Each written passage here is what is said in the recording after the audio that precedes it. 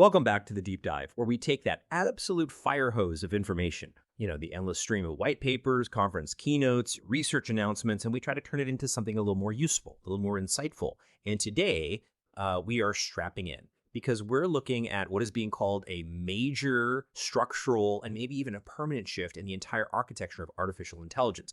Now, the source material we have is singular, it's tight, and it's incredibly powerful. It's the news digest straight out of AWS Re.Invent 2025 from Las Vegas. And Re.Invent is always where the tectonic plates of cloud computing seem to shift. But this year, the message from Amazon Web Services wasn't just about a faster chip or a new storage mechanism. No, it was about setting the stage for what they explicitly call the next big leap in AI technology. So our mission today is, well, it's crucial. We need to get a handle on the terminology they're pushing. We have to quickly and thoroughly understand what these frontier AI agents really are, how they're fundamentally different from the chatbots we all know and, often get frustrated with. And maybe most importantly, why a company as massive as AWS is so confidently predicting that the days of those simple conversation interfaces are, and this is a direct quote, numbered. And that quote, that numbered part, that's really where we have to start. Right. Because this isn't just, a fancy new name for an updated LLM. When an industry leader like AWS, someone who literally builds the foundation of the internet for so many companies, makes such a definitive statement, when they say an entire class of existing AI tech is entering its sunset phase, that signals a profound, broader trend. The trend towards what? Exactly. Towards creating truly autonomous, self-managing, and highly intelligent systems. We have to look past the marketing here and really examine the architectural implication of that term, frontier AI agents. Okay. For the last decade, our primary interaction with AI has been as a tool that replies to a query. It's a sophisticated translator or a data retriever. It's designed to converse, but its agency, its actual ability to act independently in the world is severely, severely limited. But the frontier agent, it's being explicitly defined by AWS as a system designed not just to talk, but to understand, learn, and act. Understand, learn, and act. That triad. That triad of capabilities is everything. It moves the AI from being, a passive interface you talk at to an active delegated partner in your operations. And that transition from a reactive tool to a proactive partner, that's exactly why this deep dive matters to you, the listener, right now. Yes. If the largest cloud provider on the planet is pushing this paradigm shift and providing the underlying infrastructure for it, that means this technology is moving incredibly fast out of the academic labs. And into the practical day-to-day infrastructure that underpins your professional and personal life. It signals a future where AI handles complexity without needing human mediation for every little step. We are talking about delegating entire processes, not just asking a question and getting a link back. But okay, let's not just take this on faith. AWS says the days of simple chatbots are numbered. We need to apply some critical rigor here.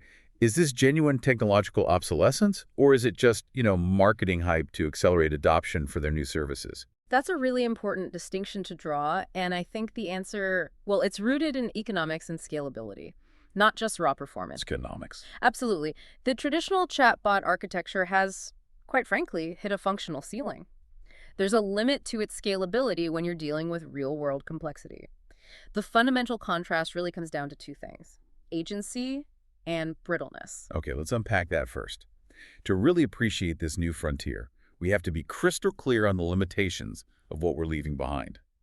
So let's revisit the traditional chatbot as the AWS source material characterizes it, focused on conversing and defined by linear script-based interactions. Right, and when the source calls them linear script-based, what they're really defining is an AI that operates on decision trees. A flowchart. A massive, very complicated flowchart.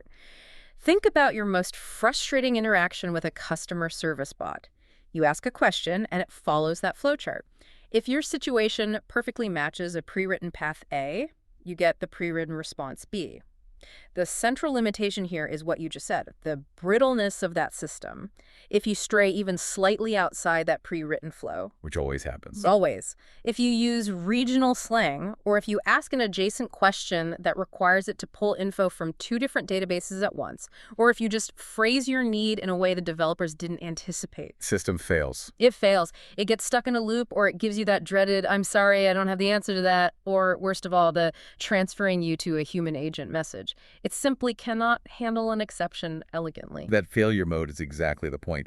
The analogy I keep coming back to for the traditional chatbot is The difference between a fixed script in a play and a really good improvisational actor. Oh, that's a great way to put it. The traditional chatbot is the play with a fixed script. It knows exactly what to say for scene 1, line 5, and scene 2, line 12. It can be very convincing if you stick to the script. But if you, the user, throw in a piece of information or an event it wasn't expecting, it can't improvise. It can't dynamically adjust its goal. It doesn't understand the objective of the scene. It only knows the sequence of the lines. So it calls for the stage manager. Exactly. Yeah. Which is the system failure we all know and hate. Right. It lacks that internal mechanism to synthesize the new input and formulate an entirely original multi-step response aimed at actually solving the goal rather than just completing the script. And that's a perfect illustration of the lack of independent decision-making. The chatbot's so-called intelligence layer is really just designed for retrieval and matching. Right. And look, it's an efficient system for high-volume, known problems, things like resetting a password or checking an order status. But it is prohibitively expensive to maintain. Why is that? Because every single time the business process changes or a new exception is discovered, a human developer has to intervene. They have to document the new logic, write a new branch of the script, test it, and then push a massive update to the whole system. Which costs time and money. A lot of time and money. And this is the economic driver behind AWS's big declaration. The investment required to manage millions of lines of these linear, brittle scripts for legacy chatbots eventually outweighs the cost of training a single, more capable frontier agent that can handle exceptions autonomously through learned behavior and complex logic. So the Achilles heel is that lack of independent decision-making. That's what makes the old architecture economically unsustainable at the cutting edge of complex business operations. Exactly right. It just doesn't scale. So this brings us directly to that bold prediction made in Las Vegas. AWS EO reInvent is a venue that often dictates the direction of the entire industry. When they stand on that stage and make a definitive statement that the days of simple chatbots may be numbered, what is the true gravity of that message for, say, a tech leader in the audience? The gravity is in the resource allocation shift it mandates. It is a declaration of a phase-out. It's a signal to millions of developers around the world that the future isn't in just iterating on conversation models alone. It's in building systems with delegated agency. Precisely. When a platform provider like AWS signals this, it means all the core infrastructural tools, the services, the APIs, the foundational models they provide will be directed toward this new architecture. We're seeing a shift from building, let's call it conversation as a service, to building agency as a service. And once AWS provides those core tools and templates for agentic design, the whole incentive structure for innovation changes overnight. So companies won't just stop developing chatbots. No, they'll strategically pivot their development teams to building agents because the efficiency gains in handling those complex edge case scenarios are simply too large to ignore. It becomes a competitive disadvantage not to. And the speed, as you mentioned, at which this transition is expected to occur is often exponential in tech. This phase-out could accelerate from a matter of years to just a few months in certain sectors, right? Like high-volume complex industries like finance or logistics, where the cost of human intervention on automated processes is just massive. Absolutely massive. The human error rate and the latency introduced by having a human in the loop for every exception, those become the primary bottlenecks in your whole operation. So if a frontier agent can handle, say, 95% of transactions autonomously, and that includes complex exceptions that required human oversight before, the organizational demand for the simpler, brittle system just evaporates. The total transition. A total transition. The simple chatbot was about processing known transactions through a conversational interface. The frontier agent is about processing unknown and complex challenges by employing true delegated autonomy. It's a leap from a glorified flowchart system to, well, an actual digital colleague. Okay, this brings us to the core of our deep dive. We've established the limitations of the past. Now we have to really get into what a frontier agent actually is. The source material explicitly states they're designed to go far beyond the capabilities of traditional chat interfaces. So let's break down that core transformation. The move from being purely reactive to being truly proactive and operational. This is where we have to dissect that foundational design principle that AWS highlighted, that triad: understand, learn, and act. This is the architectural manifesto for this new generation of AI systems. And you're saying if one of those is missing? If any one of those three pillars is missing or weak, you still just have a highly sophisticated chatbot. To be a true frontier agent, all three must be seamlessly integrated and fully operational. So let's start with the first one. Understand. The source says this is about moving past simple keyword recognition to genuine contextual comprehension. And that's the first monumental hurdle that's been crossed. A traditional system hears a phrase like, I need help with my delayed shipment, and it searches its knowledge base for the keywords shipment delay. It ignores almost everything else. Right, it's just pattern matching. Exactly. A frontier agent, on the other hand, processes that same statement, but it does it alongside a whole host of critical external and internal data points. It connects your query to your last 3 order histories, your account status, maybe the fact that a major hurricane just hit the port of origin, that's external data, and the current inventory level of that specific product, which is internal data. It synthesizes all of this to comprehend the contextual intent. It understands not just that you have a delay, but that you're a high-value customer, you need proactive reassurance, and that the agent needs to immediately identify an alternative fulfillment route because of that external weather event. It handles ambiguity by cross-referencing all these disparate data streams until a high-confidence operational picture emerges. That integration of real-time, multimodal data is where the system stops being merely semantic and becomes, well, genuinely cognitive, for lack of a better word. But the second pillar, learn, is where the architecture really pulls away from anything we've seen before. The ability to incorporate new, independent data into its operational model. Yes. This sounds like the difference between an organization being programmed by its IT staff and an organization being trained to evolve by its own operational experience. How does this learning actually work at a technical level? So this is where we get into some more advanced modeling concepts. Older models, as we said, required developers to manually intervene when an edge case happened. The frontier agent leverages what's often called an adaptive architecture. So when it encounters a novel scenario, let's say a specific type of customs declaration error it's never seen before, it doesn't just loop or fail. It tries to solve the problem using its existing tool set and its existing logic. Okay, so it makes an attempt. It makes an attempt. And if it succeeds, or even if it fails, that entire interaction, including the sequence of actions it took and the ultimate outcome, is immediately fed back into the training and validation pipeline. So this isn't the old model of fine-tuning, where you retrain the model once a week or once a month. Not at all.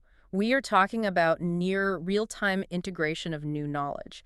This often involves systems like retrieval augmented generation, or RE, which the agent can autonomously update with verified successful operational patterns.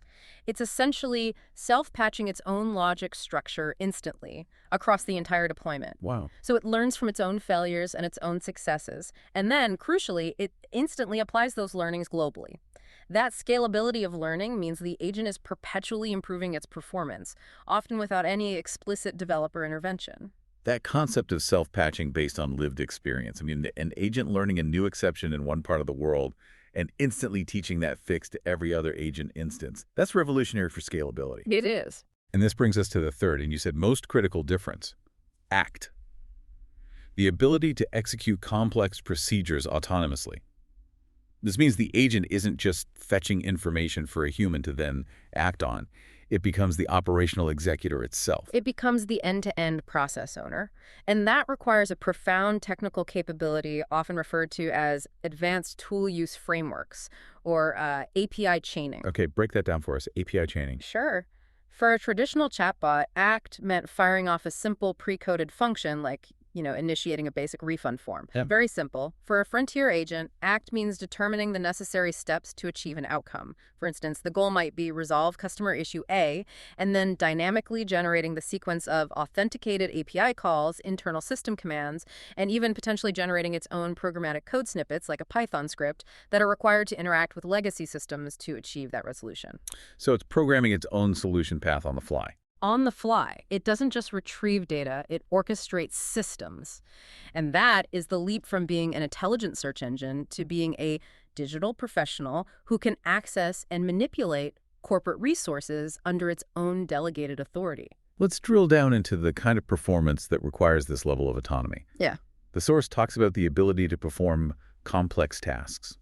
I need a really detailed multi-step scenario to grasp what complex means here, beyond just marketing speak. Absolutely. In this context, complex means a task that requires not just multiple steps, but dynamic conditional branching logic. It means interacting with 5, 6, maybe 10 different external and internal systems, and having the ability to reconcile contradictory data inputs. Okay, give me an example. Let's take a classic complex task, supplier onboarding and risk assessment. This is something that takes humans weeks. A frontier agent would handle this by first accessing the legal system to verify compliance documents. Then it would cross-reference the supplier's financial health via an external data service, something like Dun & Bradstreet. At the same time, it's checking internal inventory forecasting to ensure the supplier can actually meet projected demand. And then finally, it generates a dynamic, customized contract template based on the jurisdiction and the calculated risk score. So it's pulling from all these different places at once. Exactly. And here's the complex part. What if the financial data contradicts the risk score? Let's say the supplier looks healthy on paper, but it's based in a politically unstable region. The agent has the logic framework to flag that contradiction and then autonomously pull in a geopolitical risk feed to inform its final decision on the contract terms. It might add a specific clause to the contract because of that risk. That level of orchestration makes sense. The agent is like the conductor of a digital orchestra of all these disparate systems. It's synthesizing data and resolving contradictions. But this leads us to the most significant claim, which is where it gets, as the source says, really interesting and, frankly, potentially a bit controversial. The capability of making independent decisions. Yes. As the proxy for our listener, I have to challenge this. When AWS says independent decisions, are we talking about true strategic choice? Or is this just a very, very sophisticated application of pre-coded optimization criteria? We need to know what controls are not being handed over here. That is the essential critical question. And to be clear, we are not talking about artificial general intelligence or AGI making philosophical choices. We are talking about maximizing a defined set of objectives within rigid human-defined guardrails. The independence is operational, not strategic. Okay, so the guardrails are key. They're everything. The agent's intelligence layer is programmed with specific optimization criteria. For instance, a company might define its objectives as maximize profit margin while maintaining our regulatory compliance score above 95% and never exceed a defined risk tolerance of 5% on any single transaction. So it's a balancing act. It's a multivariable balancing act. When that agent is faced with a complex logistical decision like shipping route A being 10% cheaper but involving a regulatory gray area versus route B being standard and fully compliant, the agent doesn't need to ask a human. It uses its internal framework to choose route B because maximizing compliance, meeting that 95% target, takes precedence over maximizing margin in that specific case based entirely on the human-programmed objectives. So the intelligence layer is less about choosing what to do and more about choosing the optimal path to a predetermined optimized outcome. It's been given the authority to make those trade-offs in real time. Precisely. The traditional paradigm required human approval for every non-standard action. If the chatbot encountered anything outside its script, it punted the decision up to a human supervisor, creating a bottleneck. The frontier agent is delegated the trust and the authority to execute that trade-off autonomously. Which implies a huge amount of work has to go into the initial setup. The initial training, the architectural design, and the governance frameworks have to be impeccable because you are handing over operational control of potentially vital, high-value business functions, like approving large procurement orders or adjusting investment allocations. This means the human role shifts completely. We're no longer supervising the day-to-day execution of tasks. We're supervising the high-level metrics and ensuring the agent is sticking within its defined mandate and those optimization criteria. It's a fundamental shift in the relationship from control to delegation. That's it, exactly. From micromanagement to strategic oversight. Let's shift gears a little and look at another capability mentioned, the ability to anticipate user needs. Now, we're all familiar with predictive AI recommendation engines, fraud detection systems. How does the anticipation capability of a frontier agent go beyond these current reactive systems? It's a great question. Current recommendation AI is based on historical patterns, right? You liked movie X, so you might like movie Y. It's predictive, but it's passive. The frontier agent's anticipation is proactive, and it's operational.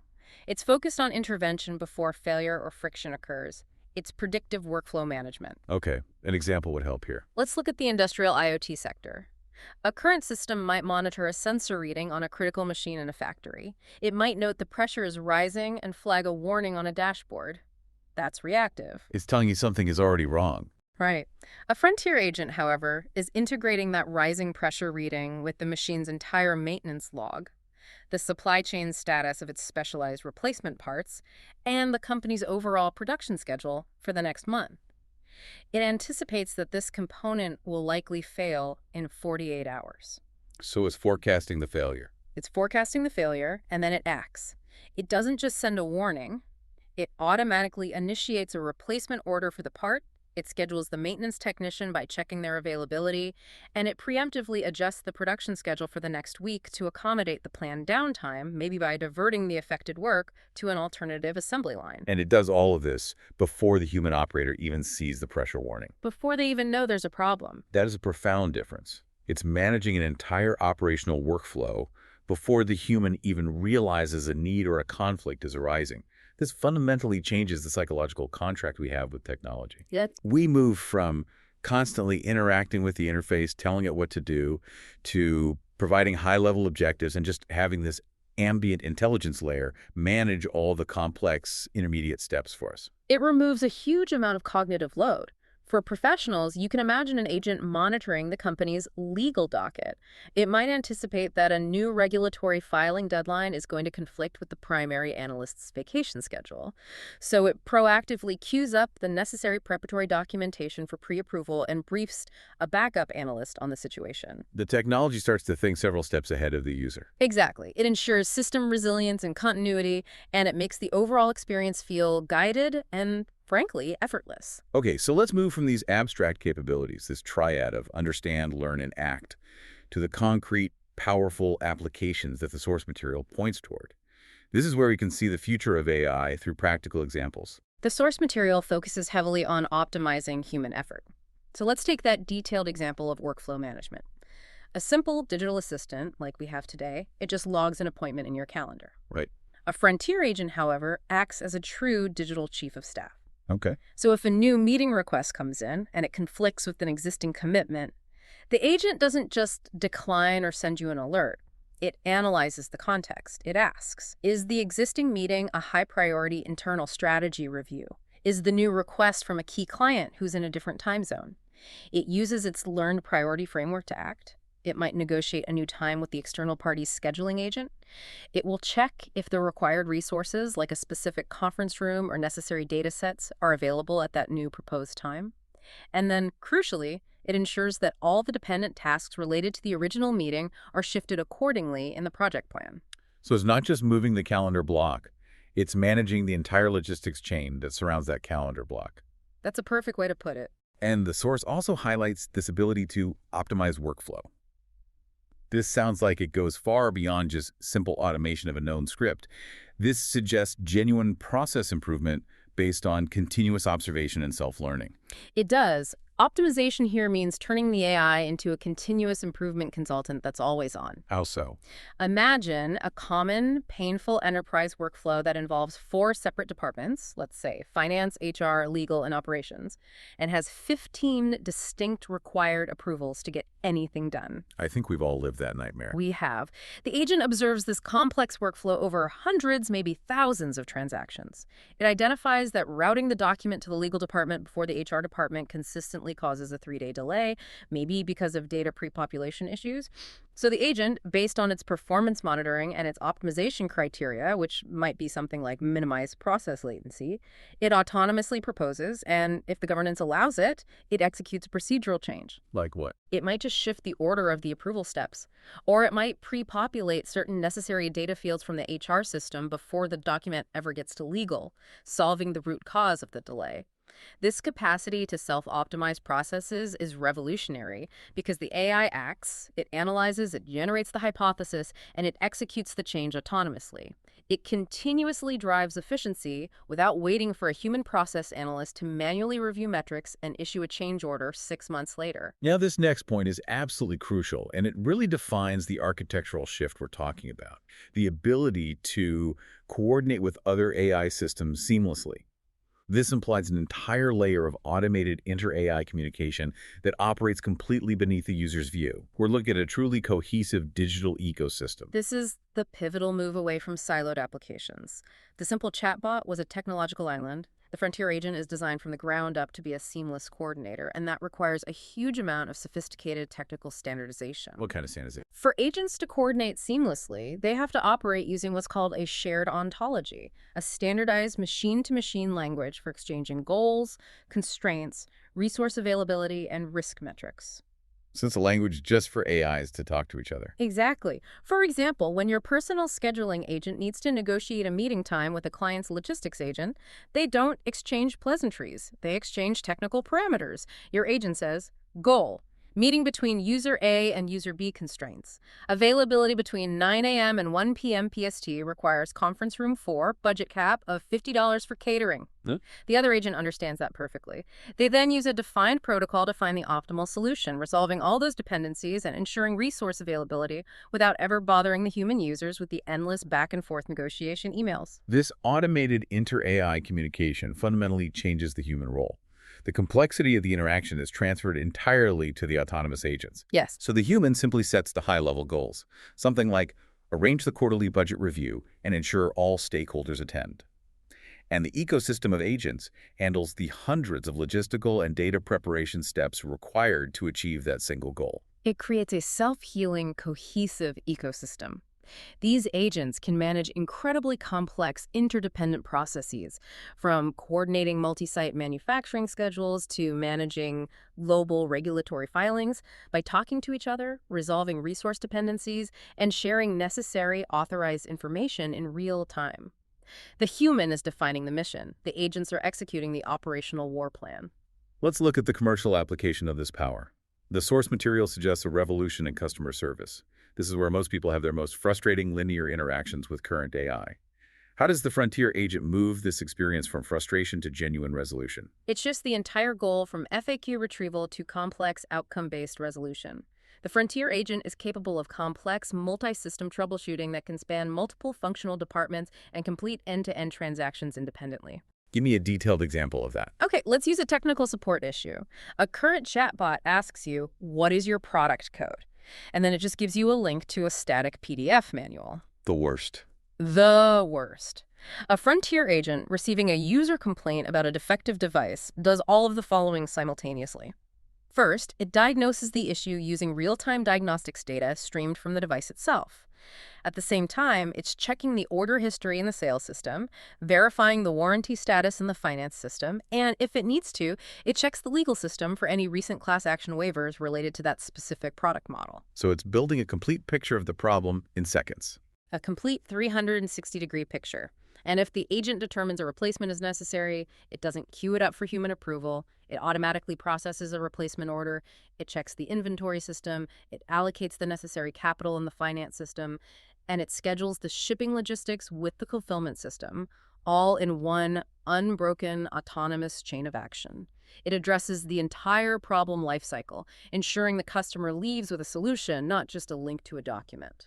And tied into that capability is the concept of instant global learning. You mentioned this before. So if one customer in Berlin discovers a novel failure mode for a product, that learned exception is instantly propagated. That global instant learning loop is the real secret sauce for quality improvement at scale.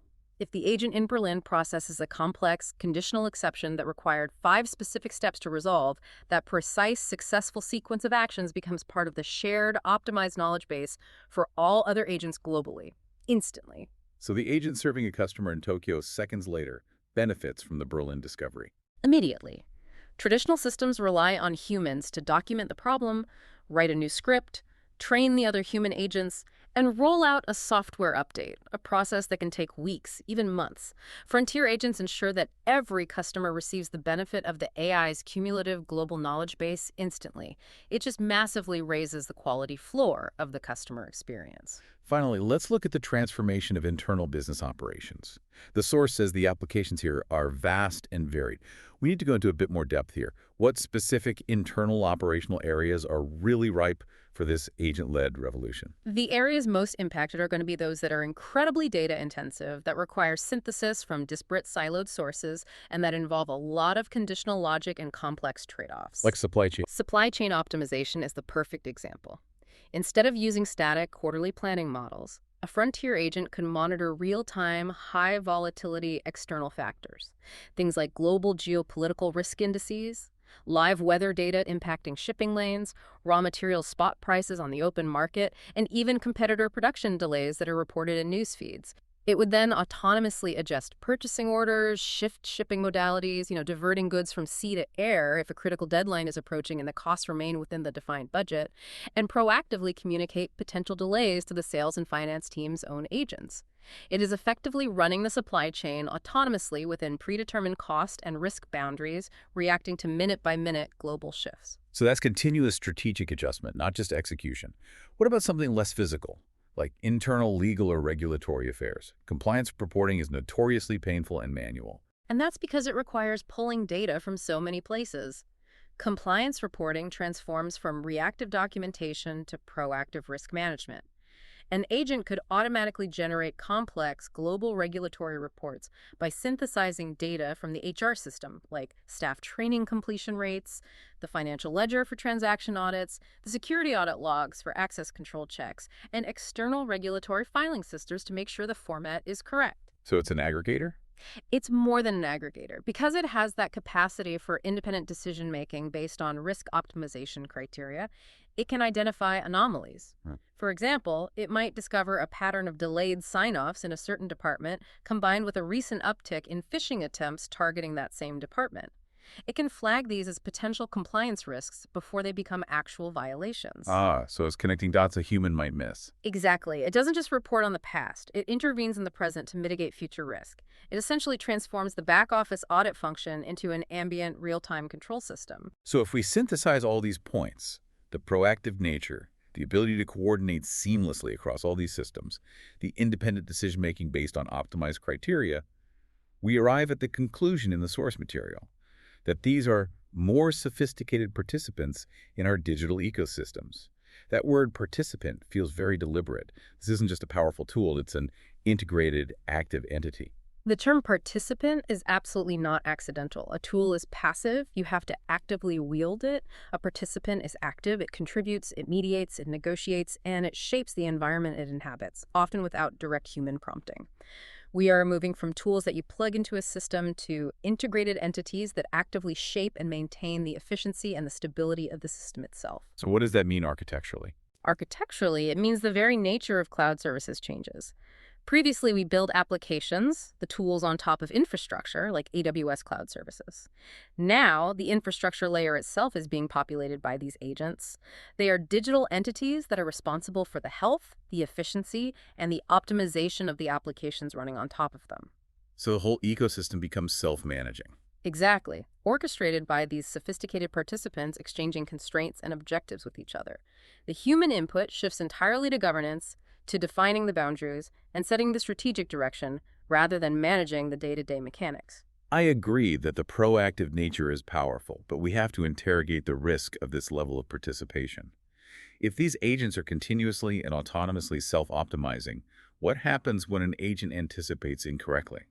Does the system have a built-in mechanism for transparently reversing an action or reporting a misstep? That governance and transparency requirement is the immediate focus of enterprise adoption. It has to be. Because these agents operate with delegated authority, they must be designed with an immutable audit trail, a complete detailed record of every single action taken, and the optimization criteria that were used to justify that independent decision. So you can always see why it did what it did. You have to be able to. Furthermore, the design mandates a reversal mechanism. If an agent makes a decision based on incomplete or erroneous data, let's go back to that factory example, it preemptively orders 10,000 units of a component, assuming a high risk of failure, only for a subsequent diagnostic to show the risk was actually negligible. The agent must be able to autonomously recognize the financial deviation from the optimal path and execute a correction. That means canceling the superfluous order, adjusting the budget forecast, and initiating a learning loop to refine its risk assessment criteria for the future. So the system must be self-correcting, not just self-optimizing. The delegation of trust requires an equal measure of transparency and accountability built right into the architecture.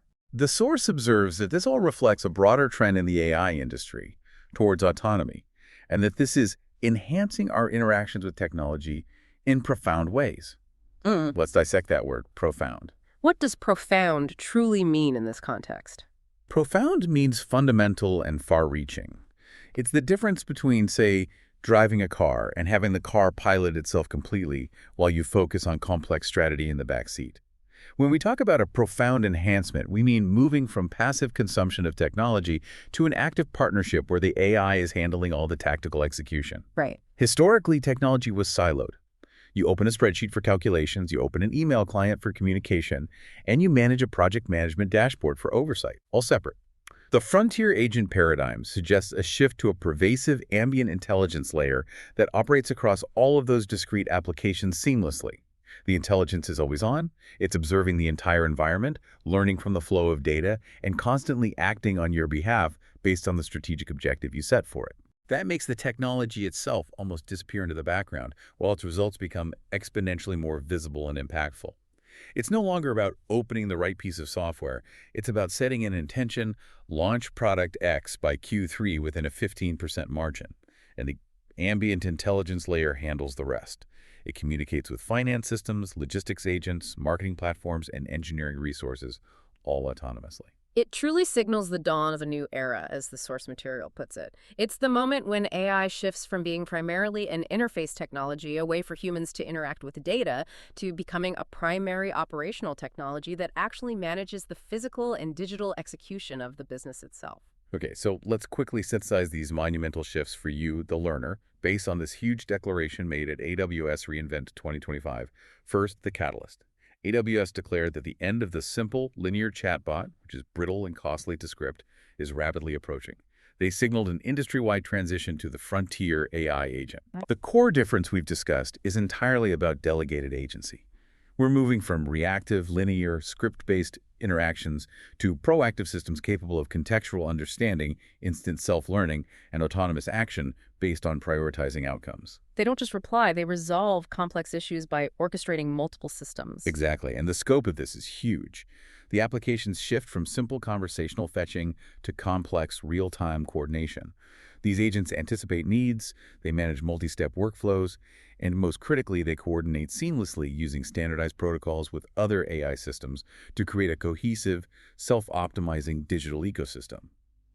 The human is moving from the keyboard to the command deck, setting the strategy and the guardrails while the agents execute all the detailed tactics. And that transformation of command structure brings us to our final thought.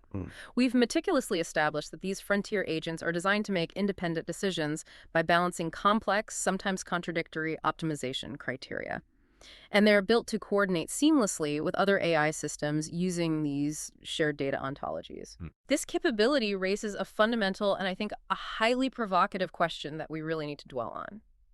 If the end goal is a fully self-optimizing ecosystem where agents are talking to agents, making trade-offs, managing logistics, and optimizing workflows 24/7 based on predefined constraints, what happens when the vast majority of operational decisions are made autonomously by this tightly coordinated, highly intelligent network of AI? That's a big question. It is. We've discussed the necessity of human governance and audit trails, but when the sheer volume and the speed of decisions made by this society of agents reaches a critical mass, how do we audit not just the failure of a single agent, but the emergent behavior of the entire ecosystem? Emergent behavior. Behavior that wasn't explicitly programmed but arises from the complex interactions of all the agents? How does human oversight evolve when the system is so complex, so interconnected, and so self-optimizing that it begins to generate efficient but totally unanticipated outcomes that never violate the letter of their code but might potentially challenge the spirit of our high-level objectives? A society of agents making independent decisions and potentially generating emergent behaviors that only become visible through secondary analysis. Now, that is a truly fascinating and critical governance question to dwell on as this new era dawns. Stay curious, stay informed, and we'll catch you on the next deep dive.